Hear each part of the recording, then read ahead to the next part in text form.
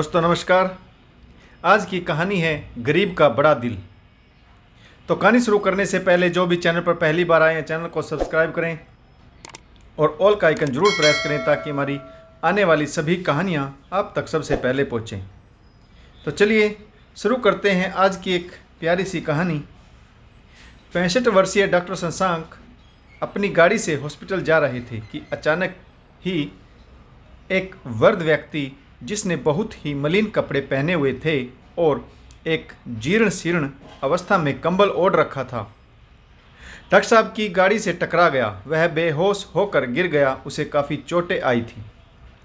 Doctor साहब ने तुरंत ही गाड़ी से उतरकर उस व्यक्ति को संभाला और अपनी ही गाड़ी में अपने हॉस्पिटल ले आए।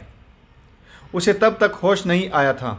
डॉक्टर ने उसे प्राइवेट रूम में एडमिट किया और उसे अपनी निगरानी में स्पेशल ट्रीटमेंट दिया और साथ ही स्टाफ को भी उसकी विशेष देखरेख के लिए नियुक्त किया।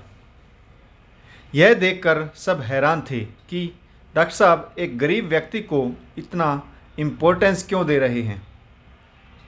15 दिन के इलाज के बाद नर्स ने बताया कि उस गरीब व्यक्ति की हालत अब ठीक है और उसे छुट्टी देकर घर भेजा जा सकता है।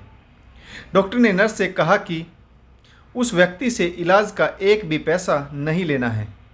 थोड़ी ही देर में नर्स इलाज का बिल लेकर डॉक्टर साहब के कैबिन में पहुंची और कहा, डॉक्टर साहब पूरे 3 लाख का बिल है, बहुत महंगी सर्जरी इसमें शामिल है, ऐसे फ्री में इलाज करेंगे तो हॉस्पिटल कैसे चलेगा। तब डॉक्टर साहब ने नर्स से कहा, उस व्यक्ति को व्हील चेयर पर बिठाकर मेरे कैबिन में ले आओ। कैबिन में एंटर होते ही डॉक्टर ने कहा, और सुनाओ मेरे प्रभु, मेरे दोस्त मोहन, अब हालत कैसी है।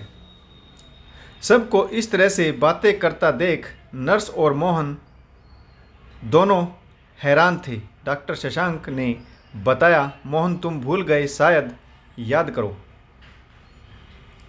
तुम मेरे लिए भगवान बनकर आए थे। बात आज से लगभग 22 साल पुरानी है।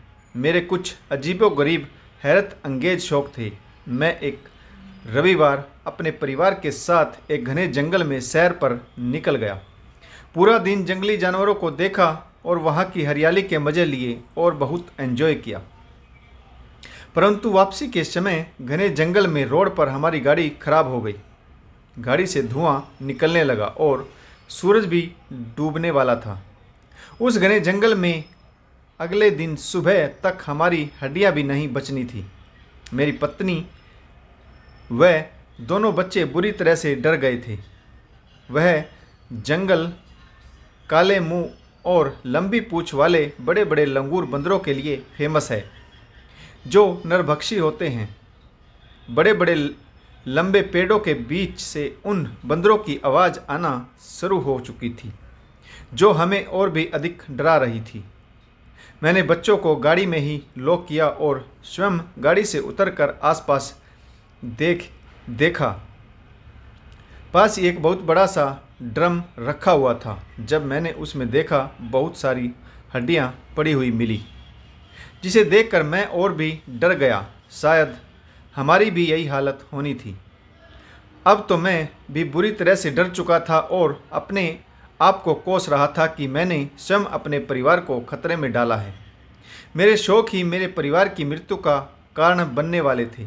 जैसे जैसे शाम ढल रही थी, बंदरों की आवाज़ें और भी तेज होती जा रही थी। मैं भी अपनी गाड़ी में आकर हताश होकर बैठ गया। अचानक सामने से एक बाइक के आने की आवाज़ सुनाई दी। हम सभी के चेहरे खिल गए।